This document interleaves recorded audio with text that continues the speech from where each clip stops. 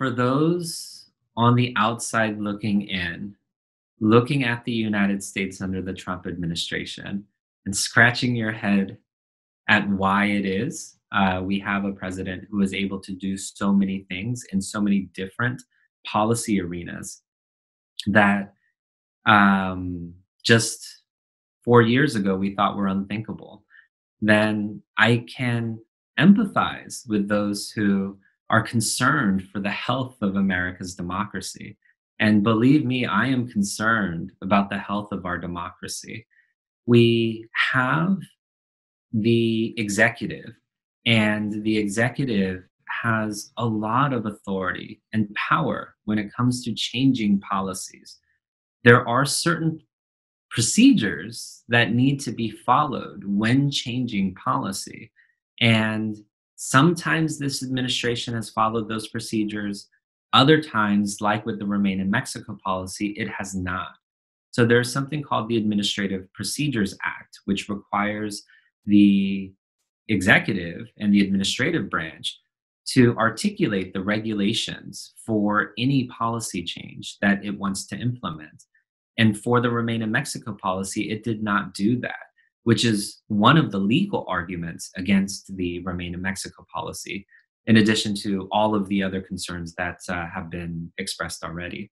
On a larger level, one of the things that has developed over the Trump administration is an initial real confidence that the courts were going to save us. The courts were going to save the United States' commitment to these legal norms, to refugee protection, to fair treatment of migrants, to the fair and humane treatment of children. Even I think there was sort of a clear emphasis among U.S. social movements to support legal challenges and to believe that legal challenges were really going to be the way in which the Trump administration's agenda could be checked. And that idea that courts will save us has now been revealed as wrong in the context of the United States. The courts are no longer going to be able, in my view, going forward to protect those norms for a variety of reasons. One is because the Trump administration, although it's incompetent in many things, one of the things it's been really good at is getting judges through the confirmation process, and has basically changed the makeup of the federal court system.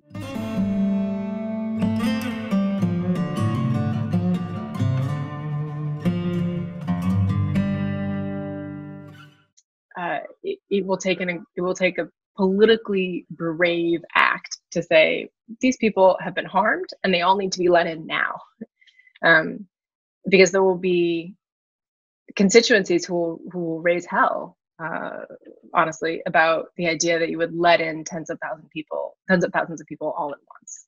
We've taken an Angela Merkel style of bravery to say, no, we're going to do this.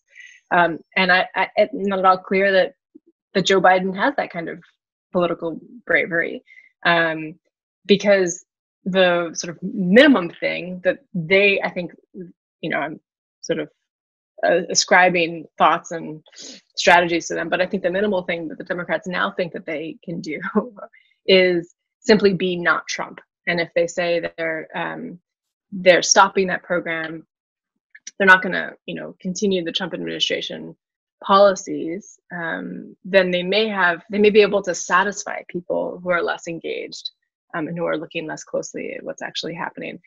If Joe Biden is elected president and Republicans still control the Senate, then it is less likely that we will see sweeping change, sweeping laws passed in Congress. But I am optimistic and I am confident that those policy changes that have been done by the Trump administration via executive order will be top of mind for a Biden administration to review each one and with a signature undo them. Because when we think about the power of the executive via an executive order, sometimes all it takes is a sentence which says something to the effect of, all prior executive orders conflicting with this one are hereby rescinded.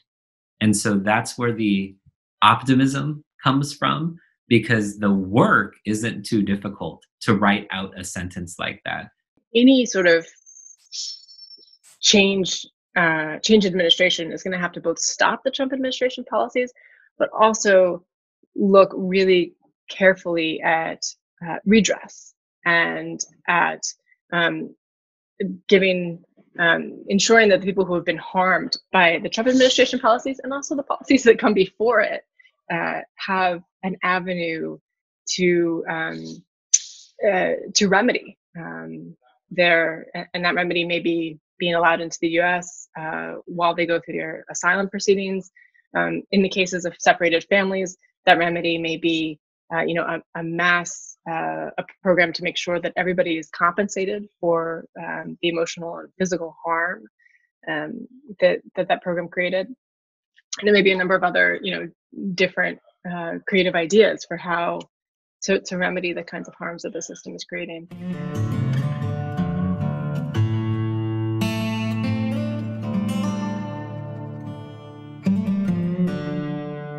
We are very vocal and outspoken about the rights of migrants, particularly the rights of all Mexican migrants in the US.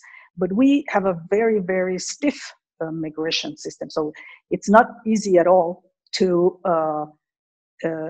come to Mexico and process an asylum petition, for instance, or migration status, resident statuses. It's very hard. So there's sometimes this contrast between what we are sort of demanding for Mexican immigrants abroad, mainly in the US, of course, and what we as a country offer. I think what the COVID-19 crisis and pandemic has shown us is that international cooperation is necessary more than ever, and that we have to find common solutions to our common problems, which are not going to stop. And I say that also thinking about Europe and the European Union and what we have in America and Latin America. I think we have to be creative. We have to look for different options, think outside of the box, and try to come with more inclusive solutions for everybody, because the problems and the structural problems are not going to be solved anytime soon. And we have to address this issue, particularly immigration, I think, with a fresh start and addressing the rights of the orderly and proper immigration, but also the human rights side, and we have to address that.